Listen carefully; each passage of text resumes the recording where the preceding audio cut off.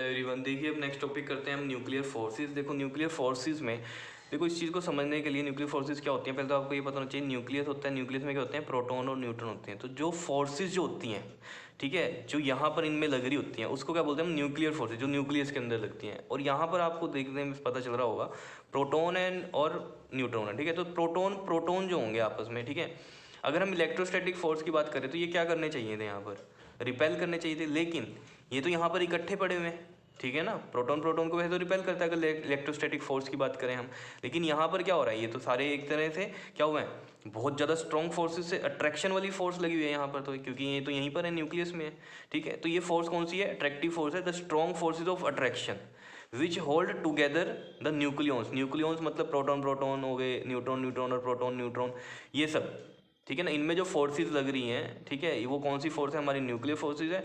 और किन के बीच में लग रही है, ये न्यूक्लियॉन्स के बीच में, ठीक है ना, क्योंकि प्रोटॉन और न्यूट्रॉन को ही हम क्या बोलते हैं, न्यूक्लियॉन्स बोलते हैं, इसलिए लिख रखा है the strong forces of attraction which hold together the nucleons in small nucleus. बहुत ही छोटा सा न्यूक्लियस होता है of an atom in spite of an electrostatic force of repulsion. और जबकि यहाँ पर क्या लगनी चाहिए थी हमारे पास, इलेक्ट्रोस्टैटिक फोर्स ऑफ रिपल्शन, लेकिन ये न्यूक्लियस के अंदर है, तो यहाँ पर क्या हो रही है, फोर्स ऑफ अट्रैक्शन लग रही है, जिस फोर्स को हम क्या बोल रहे हैं, न्यूक्लियर फोर्सेज बोलते हैं यहाँ पर हम, ठीक है। एक बात और याद रखनी है आपको, न्यूक्लियर फोर्सेज जो होती हैं ये बहुत ज़्यादा स्ट्रॉन्ग होती हैं एज़ कम्पेयर टू, अगर हम बात करें इलेक्ट्रोस्टैटिक फोर्स से भी, तो ये सबसे ज़्यादा स्ट्रॉन्ग फोर्सेज होती हैं, जिनको हम क्या बोलते हैं, न्यूक्लियर फोर्सेज, ठीक है। तो प्रॉपर्टीज़ क्या है न्यूक्लियर फोर्सेज की, ये देखो यहाँ से आपको समझ में आ जाएंगी सारी चीज़ें। Nuclear forces act between a pair of neutron, जो न्यूट्रॉन न्यूट्रॉन पड़े हैं उनमें भी लग रही है, ये pair of proton proton proton में भी लग रही है, और ऑल्सो बिटवीन द न्यूट्रॉन और प्रोटॉन पे भी लग रही है। तो यानी कि ये क्या है, इंडिपेंडेंट है चार्ज के। तो जबकि देखो ना, न्यूट्रॉन पे तो कोई चार्ज नहीं है, तब भी न्यूट्रॉन और प्रोटॉन को भी बाउंड करके रखा हुआ है इसने, ठीक है। तो इसलिए लिखा हुआ है therefore we can say that they are charge independent, ठीक है। चार्ज का कोई फर्क इन पर नहीं पड़ता, क्योंकि न्यूट्रॉन पे तो कोई चार्ज नहीं है, लेकिन फिर भी न्यूट्रॉन और प्रोटॉन में क्या लग रही है, फोर्स लग रही है, ठीक है, जिसको हम न्यूक्लियर फोर्स बोल रहे हैं, ठीक है। तो ये चीज़ समझ में आ रही होगी आपके कि न्यूक्लियॉन्स है हमारे पास, प्रोटॉन न्यूट्रॉन, और जो फोर्सेज है देखो, प्रोटॉन भी कई सारे होंगे, न्यूट्रॉन भी कई सारे होंगे, तो प्रोटॉन प्रोटॉन में भी लग रही है फोर्स, न्यूट्रॉन न्यूट्रॉन में भी लग रही है, और प्रोटॉन न्यूट्रॉन में भी लग रही है, ठीक है। उसके बाद कहता है they are strongest forces in the nature. तो ये स्ट्रॉन्गेस्ट फोर्सेज है नेचर की, ऑब्वियस सी बात है, क्योंकि देखो ना, प्रोटॉन प्रोटॉन को रिपेल करता है अगर हम देखें इलेक्ट्रोस्टैटिक फोर्स के अगर कंपेयर करें, और जो न्यूक्लियर फोर्सेज हैं ये क्या करती हैं, इनको अट्रैक्ट करके रखती हैं, ठीक है। तो इसलिए ये क्या है हमारे पास, स्ट्रॉन्गेस्ट फोर्सेज हैं नेचर की।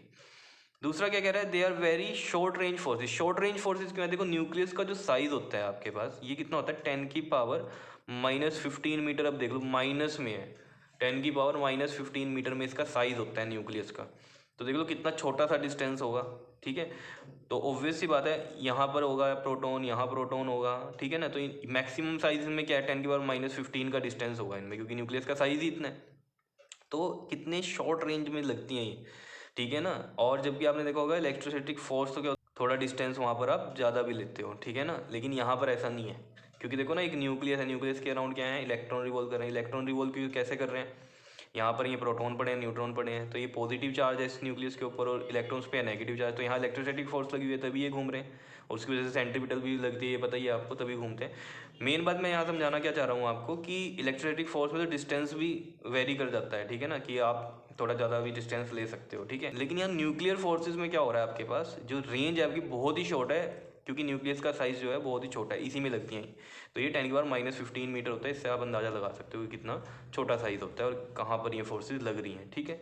इसीलिए they do not obey the inverse square law. तो यहाँ पर इनवर्स स्क्वायर लॉ ओबे नहीं करता। जैसे फोर्स ऑफ जो हमारी इलेक्ट्रोस्टैटिक फोर्स थी, वो तो आपको पता है क्या होती थी, 1/4πε0, और Q1 Q2 अपॉन में r² होता था। तो यहाँ पर मतलब हम क्या करते थे, F is directly proportional to r² होता था, इन्वर्सली प्रोपोर्शनल होता था स्क्वायर ऑफ डिस्टेंस के। डिस्टेंस ज़्यादा तो फोर्स कम होती जाती थी, लेकिन यहाँ ऐसा नहीं है, ये इस लॉ को ओबे नहीं करती न्यूक्लियर फोर्सेस, ठीक है। कि यहाँ डिस्टेंस मान लो इस वाले पे अलग लग रहा है, इस वाले पे अलग लग रहा है, ठीक है। तो ये लॉ यहाँ पर एप्लीकेबल नहीं होता, ठीक है ना। मान लो जैसे ये आपके पास न्यूक्लियस है, तो एक प्रोटॉन यहाँ पड़ा है, इन दोनों में क्या फोर्स लग रही है, न्यूक्लियर फोर्स, और एक यहाँ पड़ा है, तो इनमें आप कहीं सोचो कि इसमें दूरी ज़्यादा है तो इनमें फोर्स अलग होगी, नहीं, ठीक है। ये ओबे नहीं करता स्क्वायर लॉ, क्योंकि पहले ही बहुत ही छोटा साइज़ है, ठीक है ना। 10⁻⁻15 तो बहुत ही छोटा साइज़ होता है, ठीक है। तो उसमें लग रही है न्यूक्लियर फोर्सेज, तो वहाँ डिस्टेंस फिर मैटर नहीं करता, ठीक है ना। इसलिए लिख रखा है they do not obey inverse square law. कहीं आप कहोगे डिस्टेंस ज़्यादा होगा तो न्यूक्लियर फोर्स कम होगी, डिस्टेंस कम होगा तो न्यूक्लियर फोर्स ज़्यादा होगी, ऐसा कुछ नहीं होगा इसमें, ठीक है। तो ये ओबे नहीं करता इनवर्स स्क्वायर लॉ, जो कि ओबे करता था हमारा इलेक्ट्रोस्टैटिक फोर्स। तो क्लियर होगी न्यूक्लियर फोर्स के बारे में आपको सारी कहानी, ठीक है। तो ये कहाँ लगती है, न्यूक्लियॉन्स के बीच में लगती है, उसको हम क्या बोलते हैं, न्यूक्लियर फोर्सेज, और ये स्ट्रॉन्गेस्ट फोर्स होती है नेचर की। क्लियर है जी, कर लोगे इसको। ओके जी, थैंक यू।